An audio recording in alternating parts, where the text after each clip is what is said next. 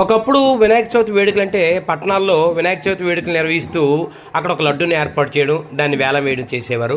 ఈ లడ్డూను కూడా బాగా డబ్బున్న వాళ్ళు పాడుకొని తమ ప్రెస్టేజ్ చూపించుకుంటూ దాన్ని పంచేవారు. అయితే ఇప్పుడు ఆ పద్ధతి అయితే పల్లెలకు పాకేసింది.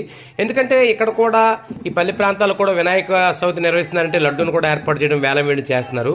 మీరు చూస్తుంది విజయనగరం జిల్లా శృంగూరుకోట వాయుపుత్ర యూత్ అసోసియేషన్ ఏర్పాటు చేసిన లడ్డు వేలం మాట. ఇక్కడ ఒక వ్యక్తి వినాయకుడంటే విపరీతమైన భక్తి. అందుకే అతను రోజు దినసరి కూలి రోజు 300 నుంచి 500 రూపాయల వరకు సంపాదిస్తాడు. అటువంటి వ్యక్తి ఈ లడ్డూను 66,000 రూపాయలకు కొని దాన్ని తన కుటుంబ సభ్యులతో ఇంటికి ఊరేగింపుగా తీసుకెళ్తున్నాడు. దీనికి ఆ యువత కూడా ఎంతో ఉప్పొంగిపోయి ఎంతో సంబరంగా అతన్ని ఇంటికి పంపిస్తున్నారు.